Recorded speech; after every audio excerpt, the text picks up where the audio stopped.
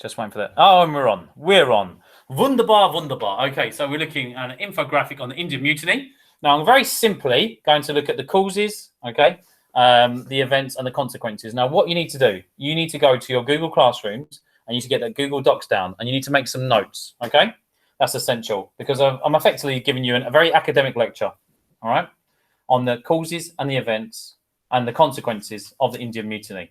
And Joe, what? This isn't even going to do justice to it. It is too rich with information. I've had to select and strip back, and even this is going to be one of the longest YouTube videos I'm going to make. All right, there is so much more detail I could have put into this, but I would have been talking for the whole 80 minutes. Really, it could have gone on for lesson and after lesson. Really, all right. But I've tried to cut it down. This is me trying to cut it down. All right. So let's look into the causes. So Lord Dalhousie, okay, who was kind of de facto in charge of the East India Company or India, which belonged to the East India Company at the time, before that region became under the Crown Colony, which was the British Raj. Okay, he allowed widows to remarry. Okay, now this may seem something extremely simple to you. Okay, you may grow up thinking, well, if a woman's husband dies, she should be able to remarry. Not quite true in the culture of India at the time, and this is the problem. Okay, you get a cultural clash when you get a predominantly white Christian empire, okay, and when they go all around the world in the geopolitical way, which they do, and if they go to a country which has got an extremely different culture, you're going to find there's a culture clash, okay, and this can have serious implications, okay. It can lead to what you call in-group, out-group psychology, all right. The British aren't like us; they have different views around marriage. The British aren't like us; they've got a different religion, okay. We're Hindus; they're Christians, okay. So what you're finding is that the Indian Mutiny has a vast range of causes, okay? Cultural, social, economic, all right? So we know that in India, sooty burnings were practiced, okay? And a very famous man called Charles Napier said, if you practice sooty burnings, we'll practice our cultural custom of hanging murderers, okay? So the British had clashed for a long time, principally with Hindu natives of India over their practice of sooty burning. Now, after they banned sooty burning, the next step was to allow remarriage. Okay, this offended many people. All right, many Indians at the time, and I use that term sparingly because it's a huge country with a raft of different subcultures within it. Okay, but many Indians felt like the British were trying to Christianize the nation, and they were aghast at this because in India they had a very strong sense of religion already, mainly Hindus, but with a significant Muslim minority there. Okay. Now, the sepoys, and it is often called the Sepoy Mutiny, even the name, okay, I've called the Indian Mutiny. Really, this can be viewed as a colonial term in itself. In India, it's known as the Indian Rebellion, okay? In British textbooks, it's often known as the Sepoy or Indian Mutiny. Now, if you call something a mutiny, you're reducing it. You're saying there's unhappy soldiers, okay? And that's all that's happened. They're rebelling against the officers. We know that it went wider than this. We know there are whole regions which rebelled against the British Empire, but we do know that it actually started with sepoys who mutinied against the officers, okay? Which is why you've got the conflict of names there, all right? So the sepoys have been used in India to having a high kind of status. They weren't flogged by their officers, for instance. They weren't punished with flogging, and they were used to just the highest caste being invited to be sepoys. They were basically privileged, okay?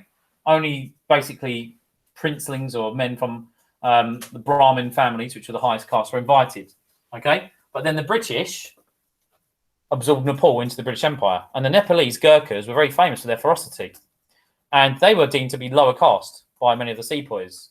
And so it's quite complex because when, like, I know I've talked to you about the caste system before, but you have to wrap your head around it, and it's just essentially it's just non-mixing. Okay, you only mix with your caste. It's like basically like a feudal system. Okay, but many men would believe that they'd lose their caste if they were touched by someone of a different caste, or if they went over water, or if they ate the wrong food. It's a very complex system, which they would just think was normal, but to us it's very alien. Okay, so again we've got this clash of cultures here. All right, now. We all know what this is, okay? This is the Enfield Rifle, okay?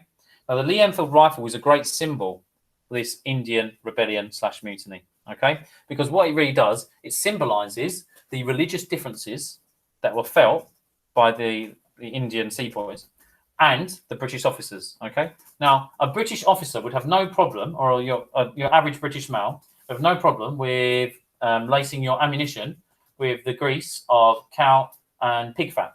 Okay, that just wouldn't be an issue. But of course, if you're Muslim, you know that it's haram for you to touch pork. Okay, to eat pork. Okay, and if you're a Hindu, you would know that the cow is one of the most revered gods. Okay, now this was a rumor. Now, we don't know actually if this was a fact, okay? But it was certainly a rumour which sepoys believed to be true. And it caused a lot of consternation. And what you're really seeing here is a spark. It's a short-term cause. So what we've got are some kind of longer-term causes here, okay? But we've certainly got a short-term spark, okay, for a sepoy mutiny right here. All right? So it created bad feelings. Also, another cause was a loss of land. So the British Empire expanded. Of course it did. Now, we know about this, okay? We know all about bellicosity and imperialism. Okay, so empires expand. And so what the British had done, had annexed a place that they called Oud, all right, which meant a lot of the sepoys' land there, a lot of these men who were in the sepoy army actually owned land in Oud, okay? But when it was annexed by the British, they'd lost their land. So if you lost your land and you lost your wealth, you're not going to be very happy. Imagine someone taking £1 million of wealth off you. You're going to be very unhappy. So what have you got in your average sepoy soldier? Okay, well, they fear that their women are going to be Christianized, okay, and their culture is going to be, they're going to be forced to abandon their religion. They fear that their caste status has been undermined, okay? They fear that their religion is being trampled upon. They fear that their wealth has been taken away.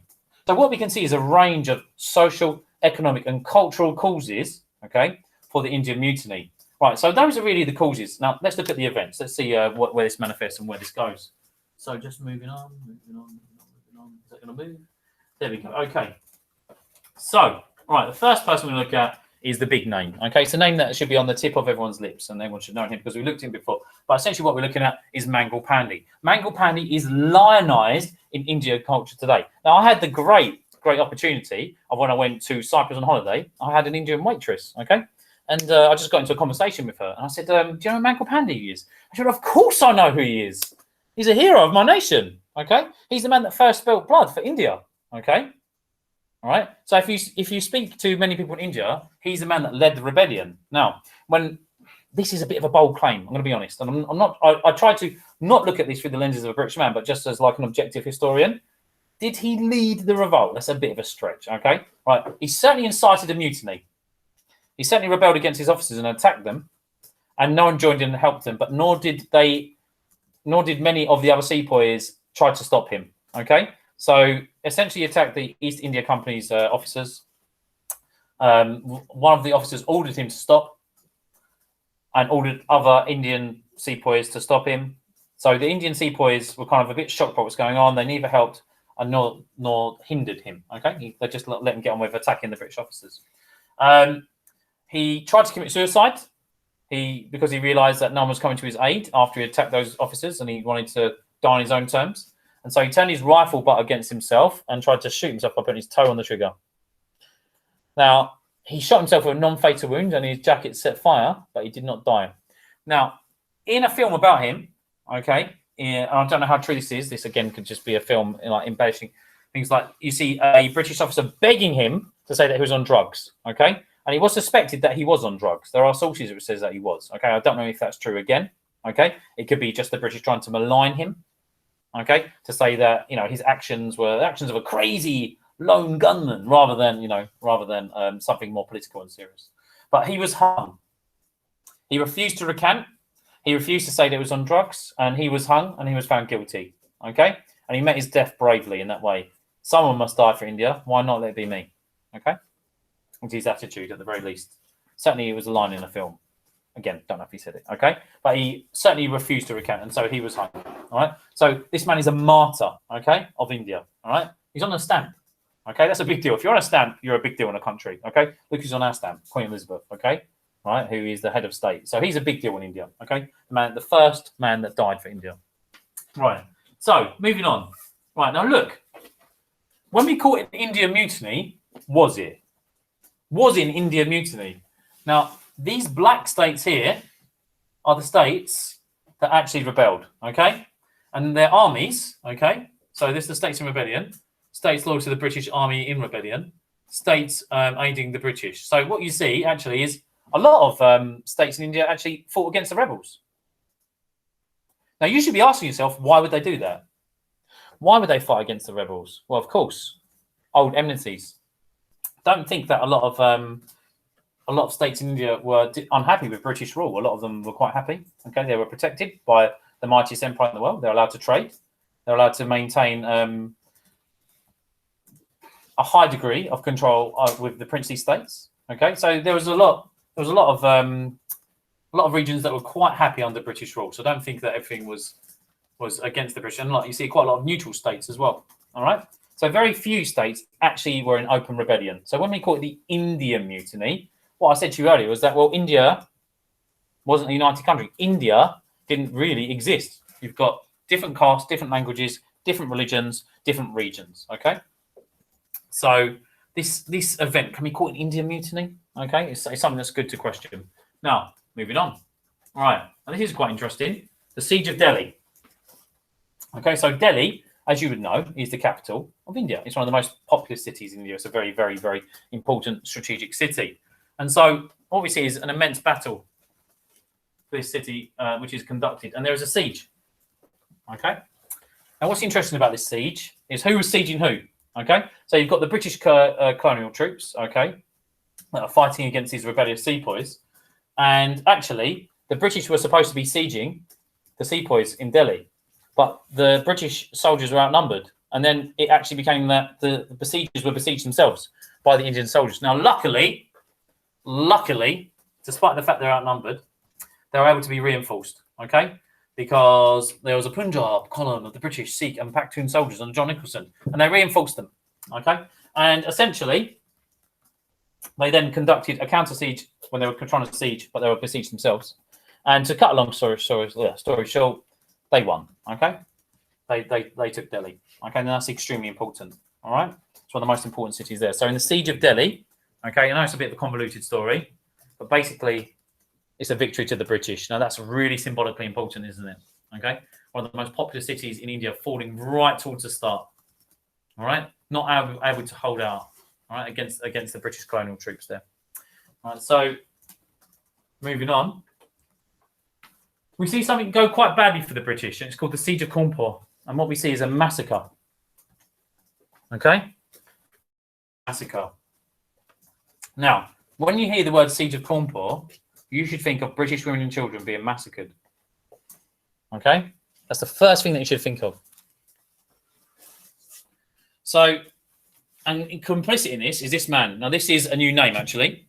His name is Nana Sahib. Now, if there's ever a bad guy in history, this is one of them. All right? He's duplicitous. He lies. So he guarantees the British, he says you can safe passage, okay? You can leave, all right? You can leave. Now, a lot of the British are just like, look, we can't trust this guy. You can't take him at his word, okay? But eventually, General Wheeler, who's in charge of the British troops there, takes him at his word, okay? And they leave. They leave Konpour, okay? Now, this is actually a bad move to trust him, all right? Because there's a massacre, and it's called Satichora Ghat, okay? It's a river. And basically, that river, at the height of the summer, had run dry. And so getting people onto ships and onto that river was quite hard, okay? It's quite a hard process. So when the British troops were trying to get all the women and children, all the citizens, all their goods onto these boats to evacuate, they were attacked by Nana Sahib's troops, all right? And they were massacred. And it wasn't just men that massacred, women and children. Now, there were survivors. And when the survivors got out and they told the story, British public opinion was absolutely outraged. They could not believe it. They could not believe that these heathens, these non-Christians, had butchered English women and children. And then the British army, from then on, were absolutely brutal.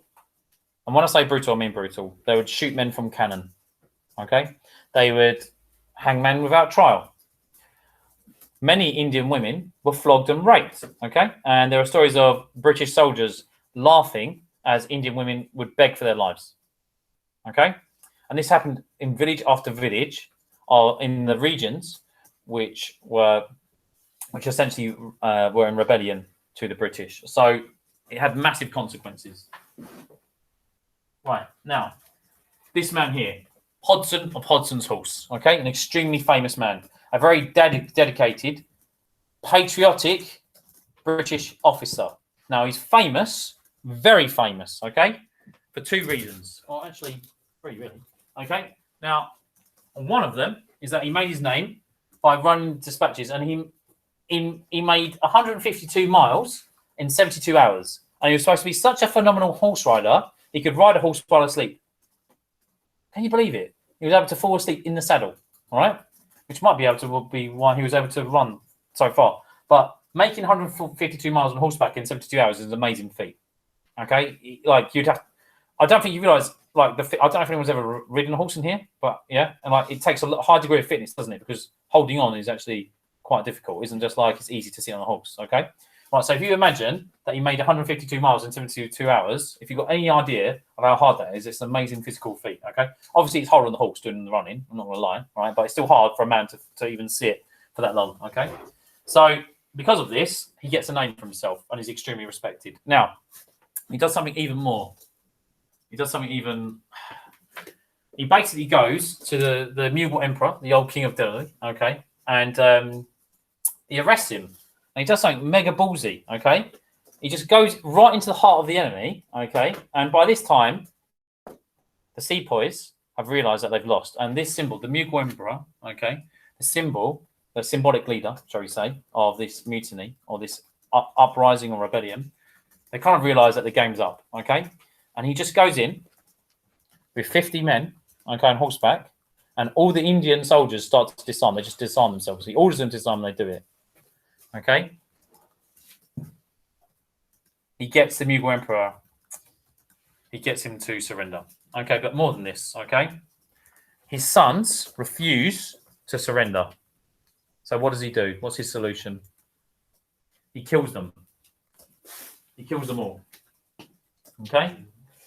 So the sons of the king refused to surrender. So he just went in and he shot them dead. Okay?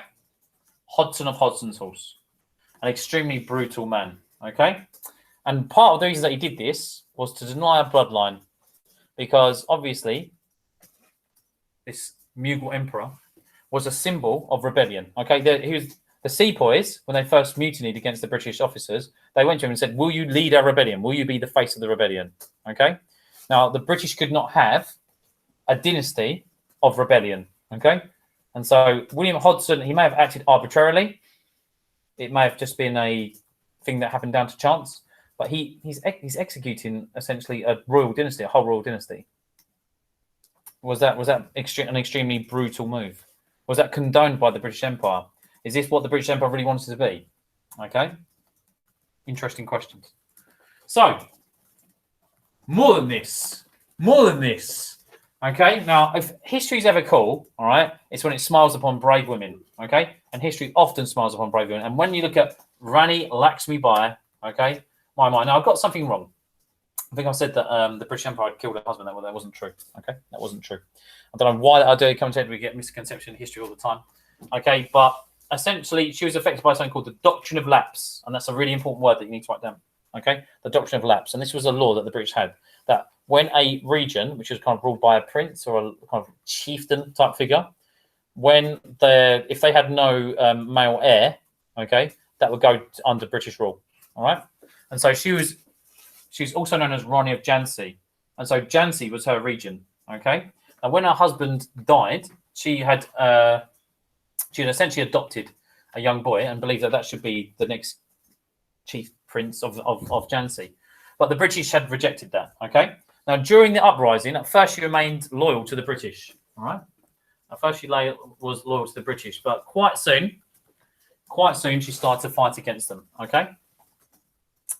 And she was called by an army doctor who saw a massacre, again, of women and children, 40 to 60 European officers and their women and children, the wives and children of these officers, were massacred. She was called by an army doctor a Jezebel of India, the young Rani upon whose head rested the blood of the slain. Okay, a Jezebel. Now, I don't know if you know what a Jezebel means, but it's basically a biblical allusion to a prostitute.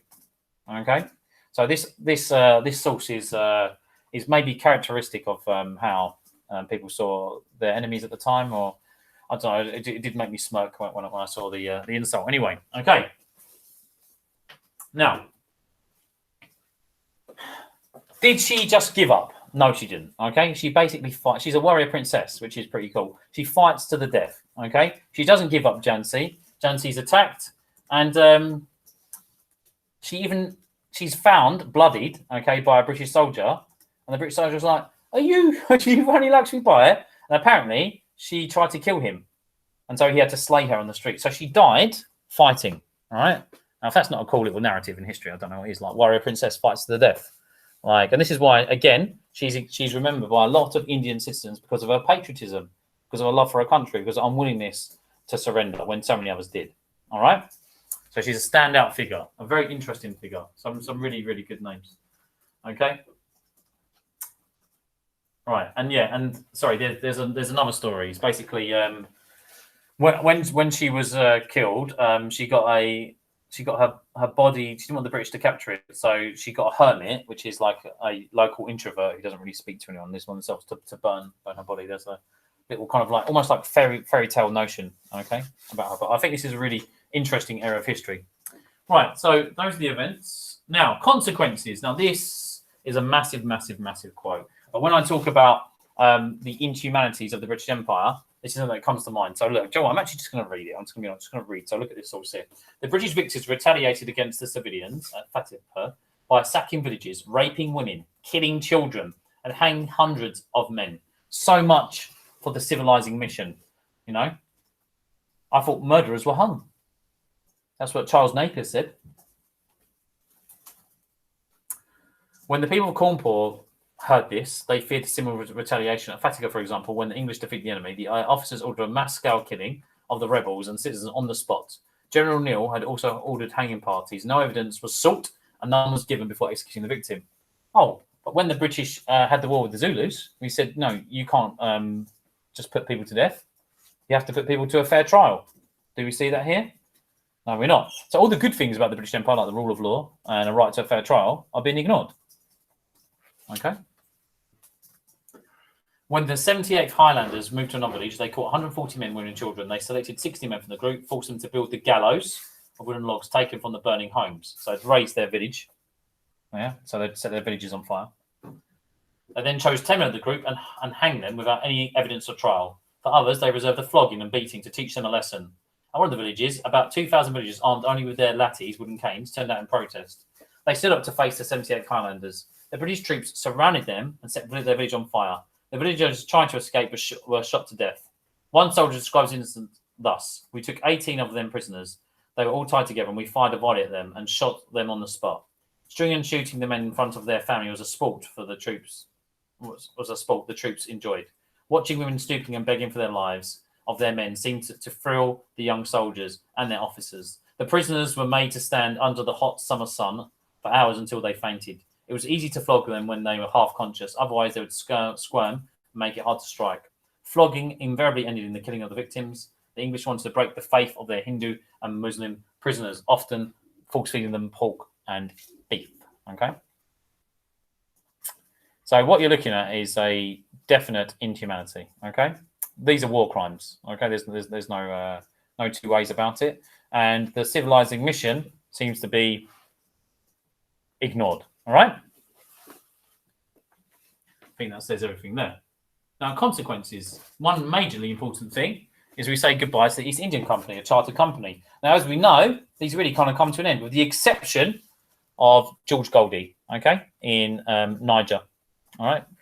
But India is no longer ruled, all right, by a company. It is ruled as a crown colony, okay, and they're given a viceroy, and they're directly ruled by the British, okay. So they actually come under the British Empire in a more overt way, all right. And from 1857 to 1947, the British Raj lost, and there was no major uprising. There were massacres, but there was no major uprising in India, okay. From 1857 to 1947, it just did not happen again. And for historians, that's fascinating.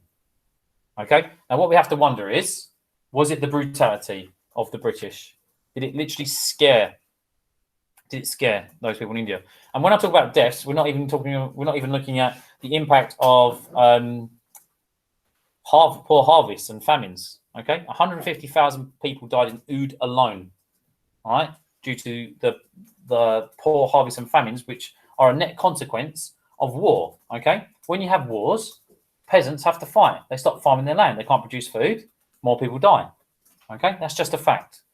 Those patterns occur again and again in history. All right, so we're looking at some very terrible consequences. But let's be even-handed. We are historians, and we look for balance. Okay, that's what historians do.